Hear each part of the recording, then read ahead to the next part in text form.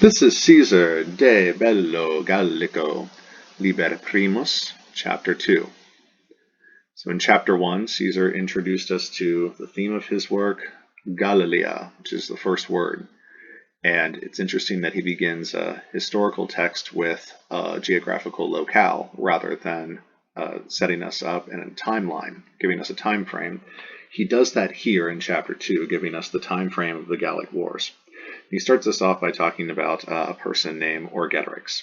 So he begins by writing, Apud Helvetios longe nobilissimus fuit et ditissimus Orgetorix. So apud is a preposition, takes the accusative, usually means at the house of or in the presence of, before. Here it's going to mean among the Helvetians.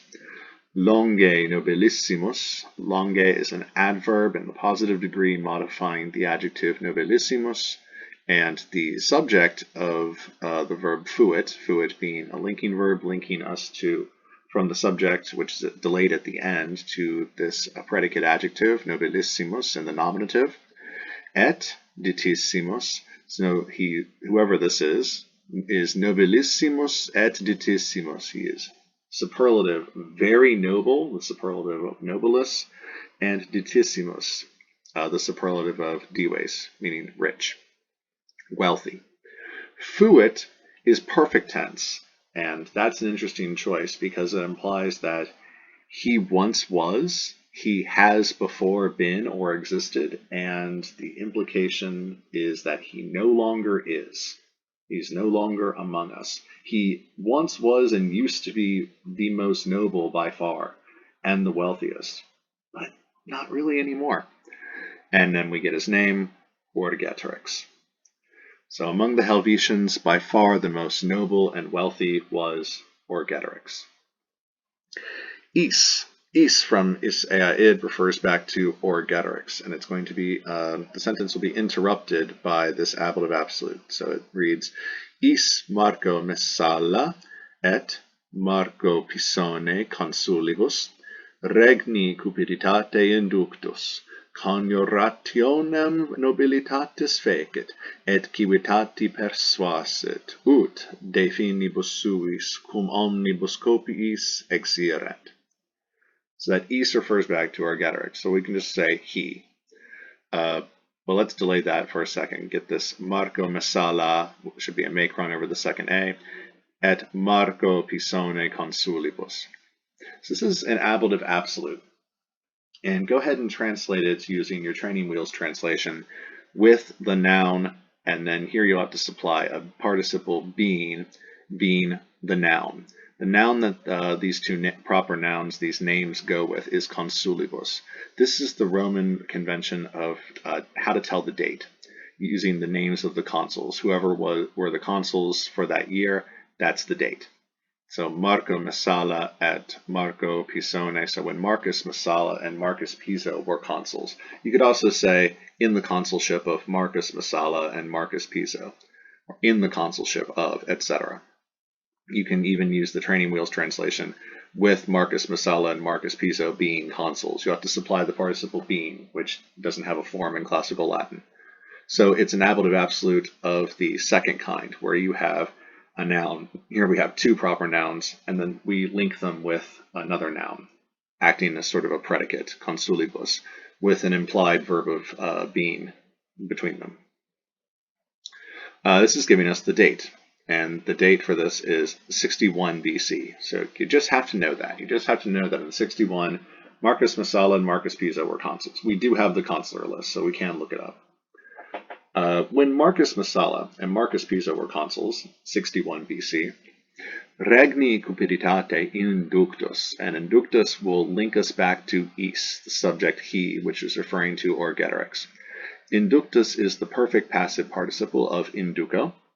And go ahead and translate it, having been verbed. Having been, English influenced, and he's influenced cupiditate by means of, the ablative of means. Notice the lack of preposition. Ablative of cupiditas, cupiditatis, lust, desire. Regni, this cupiditas will take an objective genitive. So this is the objective genitive of regnum e neuter.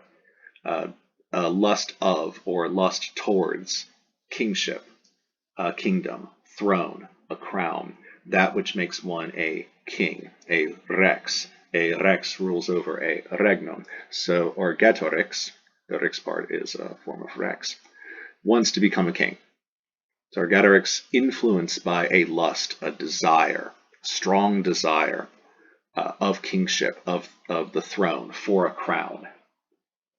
Coniurationem, so that was a participial phrase, and then we move into the main verb. Coniurationem nobilitatis fecit. So after he was influenced, the perfect passive participle, because it's perfect tense, must happen before the main verb.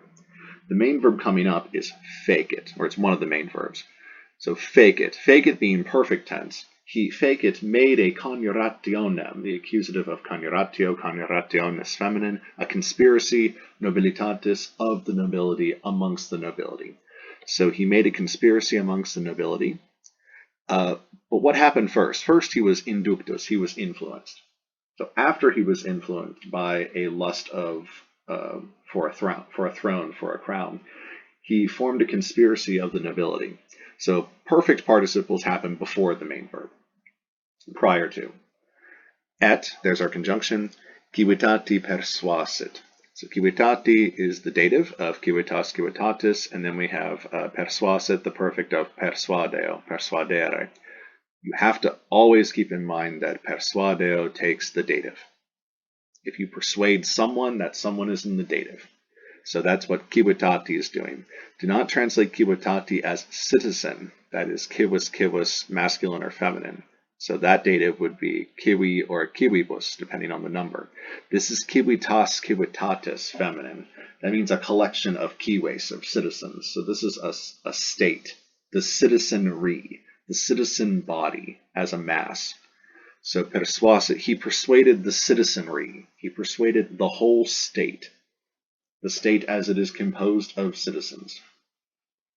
And then persuadeo almost always is followed up by an indirect command. So Romans considered that persuading someone to do something was an indirect way of commanding them to do something. So they lump those under indirect commands. And remember, indirect commands are just a kind of purpose clause. So what did he persuade the state to do? So this is a noun clause describing what. A noun will answer the question what he persuaded the state to do. Ut, there's our conjunction ut, de finibus suis, so that from suis reflexive their own borders, their own territory, cum omnibus copiis, with all of their forces, exirent. And then we have the imperfect third plural subjunctive. So we have persuasit, ut. He persuaded the state ut. What did he persuade them to do? To exirent, to go out, to leave, to exeo. So he persuaded the citizenry so that they might go out from their own territory with all of their forces. So once again, with the subjunctive, 80% of the time your problem can be solved by putting a may or a might in front of the verb when you translate it into English. Just make sure you understand what's going on here. It's an indirect command, imperfect subjunctive because we're in secondary sequence, persuasit, perfect tense. Secondary sequence kicks us into indirect command with an imperfect subjunctive, exirent. Make sure you understand that. Then we have perfacile esse, cum virtute omnibus praestarent, totius Galliae imperio potiri. So you have to understand here that if you went ahead and read through that and kind of scanned the line, you'll notice that really there doesn't seem to be much of a nominative in sight. In fact, there doesn't seem to be much of a finite verb in sight. So what you have to do here is after exirent, you have to include a verb of saying, usually dico, because what we have here is an indirect statement. And I know you're thinking, well, where's the verb to introduce that? Where's the head verb, the thinking verb to introduce the indirect statement? Well, we don't always use that, guys, so get used to it. It's implied. So after the colon in exirent, you're going to have to put down a dixit or something like that, with dico, dicere being the king of indirect statement. So he said, this is further him persuading the state. He persuaded them to do this. Okay, great. What did he persuade them to do? To leave with all their stuff from their territory. He said that, you have to add that, it's implied, per facile esse, that not just facile, but per facile, very exceedingly easy. The per adds a sort, I know per as a preposition plus the accusative means through. This you can translate as thoroughly easy, that it was extremely, very easy. Esse, present infinitive of sum, so we're in a contemporaneous action with the main verb. So we're in the past tense. This is a narrative. We're telling a story, what happened in the past. Remember, we started off with fuit in the perfect, then we had fecit and persuasit. So these actions have already taken place. Cum virtute omnibus praestarent. Cum clause. I know cum, and it's followed right up by the ablative virtute, but it is not alongside manliness or valor, in the manner of manliness or valor. This is cum conjunction, when, since, although. It's followed up by the subjunctive praestarent, imperfect subjunctive. So we are still in secondary sequence, imperfect subjunctive. This is actually cum since, so cum causal, because. Causal because. Because they praestarent, surpass, that's praesto. They stand before, they stand in front. They're first in line. They surpass, they outstrip. Omnibus takes the dative, everyone, all peoples, all of them, meaning all the rest of the peoples in the area. Virtute, and it's ablative of specification, which we've seen a couple times already. This sentence somewhat mirrors one we had in the previous chapter, where the Helvetians also surpass the rest of the Gauls in respect to virtute, manliness. Same idea. Since they, and we're talking about the Helvetians again, praestarent, surpass omnibus, everyone, in virtute, in valor, in manliness, in martial courage, virtute, in virtue. So ablative specification. Totius Galliae imperio potiri. Totius and Galliae, both of them are genitives. Imperio, and it's ablative, so potiri. We have potior, potiri, potitus sum, deponent verb, and that verb takes either the genitive or the ablative. It means to get possession of, to own, to possess. So it is either the subject or the predicate, well, we can't say nominative, accusative, going with per facile. Esse is a linking verb. So per facile is the noun, is the adjective that is modifying the subjective infinitive potiri. Potiri is an infinitive, I know, but it is the subject of this indirect statement.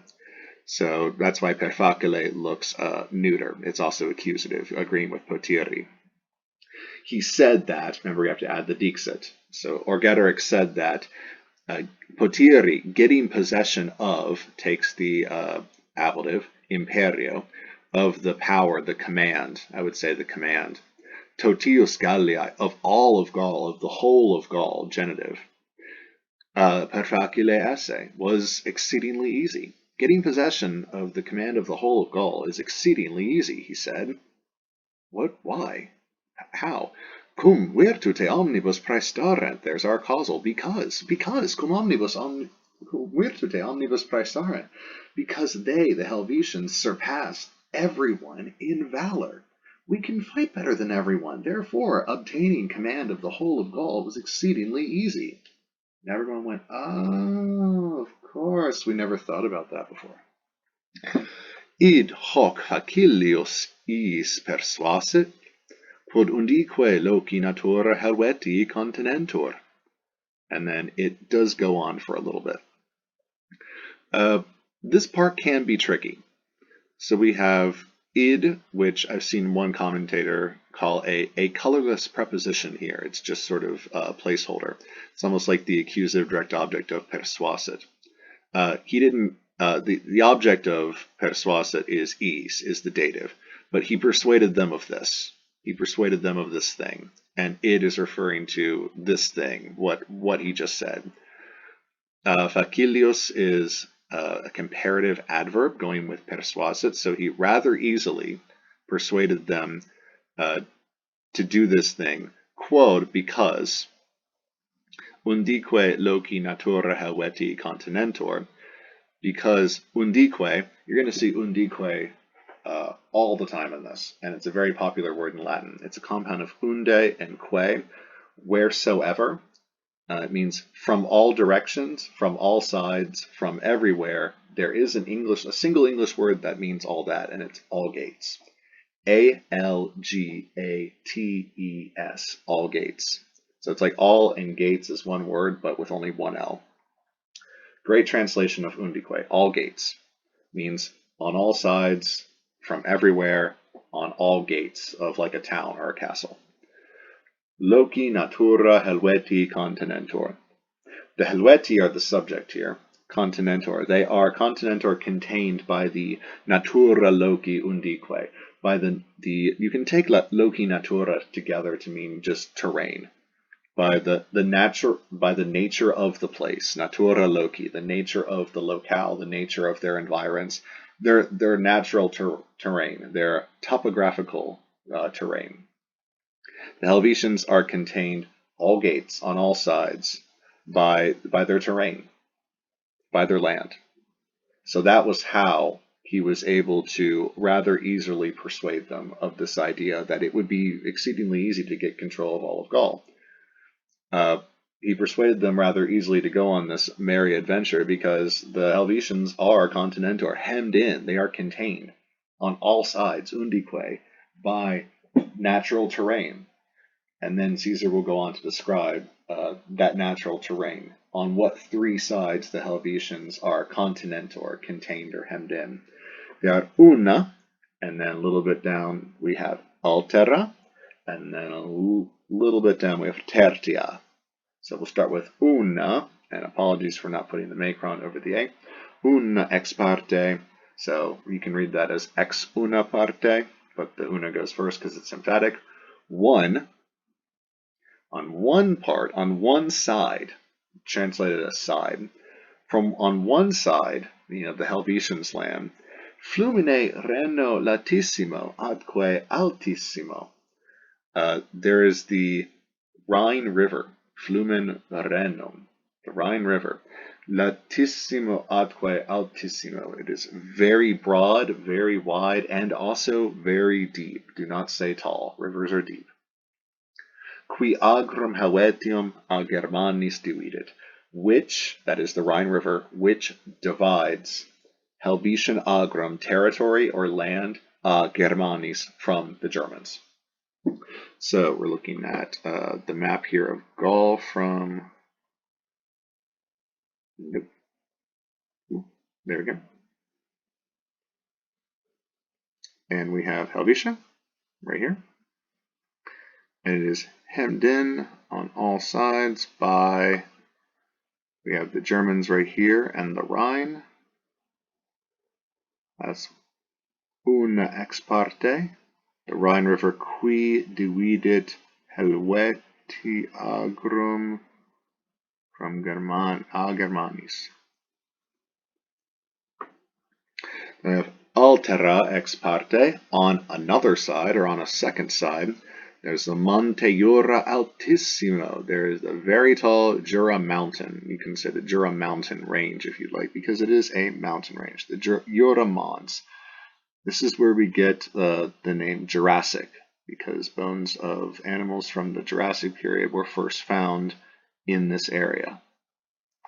So right there. So Rhenus Flumen Jura Mons. On one side, it's the Jura Mountain range. Qui est inter Sequanos et Helvetios, which lies or is between the Sequani and the Helvetians. And the Sequani are another tribe. And on the tertia, notice he has dropped the ex parte now, tertia ex parte. On the third side, lacu Lemanno et flumine Rodano. So there's Lake Leman, Lake Lemanus, and et flumen Rodanos, and the Rhone River. So right there, you can see Lacus Lemanus, Lake Lemanus, which is today Lake Geneva. And then that empties down into the Rhodanus Flumen, and the Rhodanus Flumen goes down to the Mare Internum, the Mediterranean.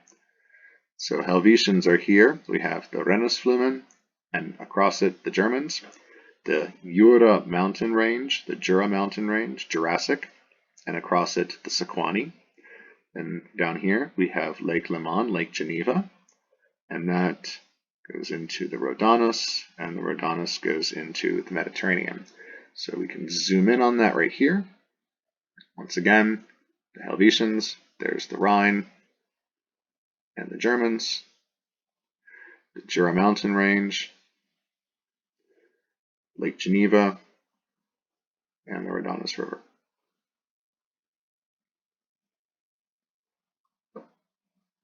So they are continentor, undique, on all sides. Qui provinciam nostram ab Helvetis dividit, and the Rhone River which divides our province from the Helvetians. His rebus fiebat, ut et minus late vagarentur, et minus facile finitimis bellum inferre possent. His rebus fiebat. This is a substantive result clause. So it is a result clause that is a noun. So substantive is just a fancy word for noun. His rebus fiebat. Remember that fio fieri factus sum is the passive form of facio. So fiebat, I know it looks active, but it is the passive of facio. You can translate it as happen if you want, and that is active. But you could translate it as it was because of these things. It happened because of these things. It was made because of these things. Probably happened is the best translation here. It was happening his rebus because of these things, because of these this stuff. Res. There's a lot of ways to translate res. One of the best ways is stuff. What is the stuff? Well, it's all this stuff. These rivers, these mountains, these lakes that are continentor de Helveti. So it happened because of these things, because of all this stuff, it happened, ut, well, what happened? And the answer to what happened is a noun. In this case, it's a noun clause. That et corresponds, correlates, it's a correlative conjunction to this et, both, and. Two things. Two things were the cause of this. That minus late vagarentur, minus less widely, adverb modifying verb, less widely might they vagrant, so wander.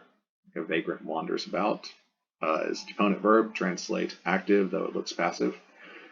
Both less widely might they wander or roam. Stretch your legs, go out, take a walk around. They can't do that very much because they have a large population and they have small territory. They have narrow borders. And we have both and minus facile finitimis bellum inferre possent, and less easily possent might they be able to inferre, to inflict or bring bellum war upon their dative finitimis, their neighbors. Aw, poor babies. So his rebus fiebat.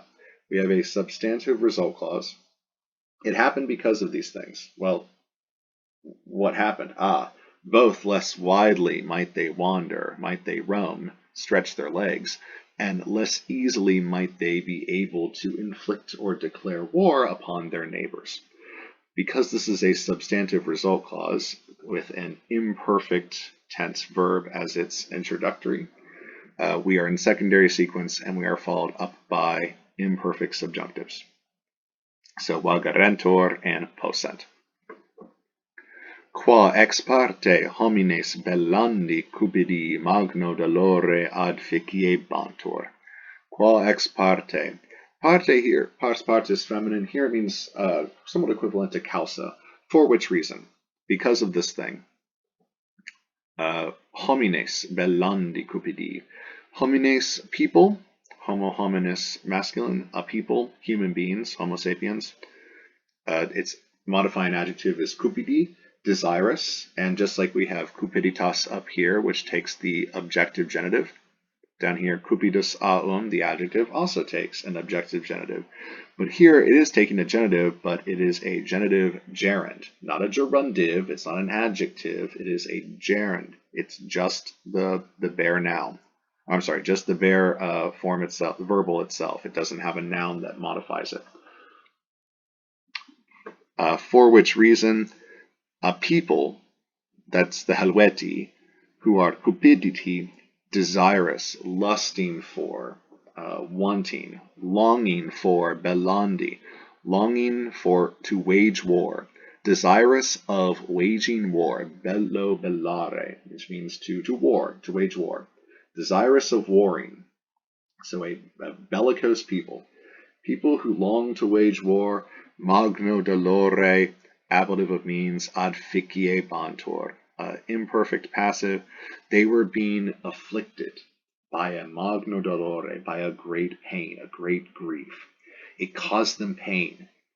They, a people who were desirous of waging war, were unable to do, less easily were they able to declare war on their neighbors and stretch their legs around, and that caused them a great pain.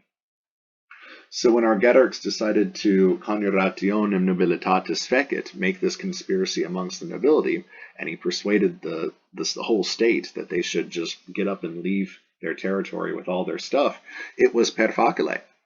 He said it would be perfacilated to take command of the whole of Gaul, but he rather facilius, rather easily, comparative. It's not just facile, facilius, rather easily he persuaded them to do this because they looked around and said, yeah, he's right. We are hemmed in on all sides. We have the Rhine River on one side, and across that river lies the Germans. Then, on the other side, we have a mountain range. And, no thanks. Then down here, there's a lake and a river. No, I can't handle this. I can't stretch my legs. I can't declare war on my neighbors very easily. It just bothers me. I'm feeling a magnus dolor coming on. So finishing up, pro multitudine autem hominum et pro gloria belli atque fortitudinis angustos se fines habere arbitrabantur, qui in longitudine milia passuum, it's a big one, ducentum quadrigenta, in latitudinem centum et octagenta patebant. Pro multitudine autem. Autem, my least favorite of the conjunctions. It's like moreover, besides, however, and, but. It can kind of be whatever you need it to be. Here it's like, sort of like and. It's kind of colorless. Just linking this from what came before. And pro multitudine hominum et pro gloria belli atque fortitudinis. So we have autem linking, because autem is post-positive. Autem is linking this sentence, the pro multitudine sentence, to the previous one, which ended with ficiebantur. Et is linking pro multitudine hominum with pro gloria belli atque fortudinis. And the conjunction atque is linking belli with fortitudinis. So we have a couple conjunctions here, and each one is kind of pulling its own weight and doing a different job. Pro takes the ablative. So we have pro multitudine hominum et pro gloria belli atque fortitudinis. On behalf of, or here it could just be for, because linguistically speaking, it kind of just is for. Pro, for the multitudine, multitudo, multitudinous feminine, the great number, the multitude, the crowd, the large number, hominum of people, of their people, and for the gloria, the glory, belli, of war, and also of fortitudo, fortitudinous, of strength. Angustos, se fines habere arbitrabantur, and here's our main verb. And it's a head verb, it's a deponent verb, translated active, though it looks passive, it's imperfect. They were thinking, they were judging, they deemed. So they deemed, they judged, that indirect statement, we've been in an indirect statement this whole time, that the subject of this indirect statement is going to be the accusative se. It's reflexive. So they, the Helvetians, were thinking that they, It's the same people, the Helvetians. They habere, they had. It's a present active infinitive contemporaneous with this imperfect tense main verb. So at the time they thought this in the past, they thought that they had fines angustos. Angustos is in an odd position here because it's the emphatic word. It's the important word that Caesar wants to get across. So the Helvetians thought that they had themselves some angustos, some narrow fines, some narrow borders. And what were they narrow for in regards to pro multitudine hominem, to the population of their people, the great population, the great number of their people, and for the glory of war and of fortitude. Notice that these two nouns that follow the preposition pro multitudine, pro gloria, they answer to the problems that were afflicting the Helvetians earlier. So they could minus late vagarentur, less widely roam, wander, stretch their legs, because their population is large. Pro multitudine hominem, for the large number of people. Minus facile finitimis bellum inferre possent, less easily could they declare war on their neighbors. Well, for the glory of war and strength, the Helvetians deemed that they got themselves some narrow borders, and those narrow borders is the antecedent of qui, which in longitudinem milia passum, which in longitude, which in length, longness, which in length we have an accusative of extent of space, so how far the accusative extends. And that is going to be 200, and take 10 from 50 to make 40, 240 thousands of paces. Milia is the accusative of extent of space. It's plural and neuter. Passum is genitive, plural, and it's masculine. It's a partitive genitive. It's thousands out of paces, thousands of paces.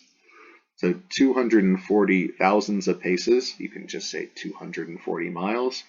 In latitudinem, and we have 150 plus 10 plus 10 plus 10, so 180 milia passum, thousands of paces or miles in latitude, in width, in wideness, in breadth.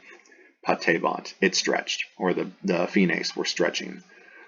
So the fines which were stretching 240 miles in length and 180 miles in width.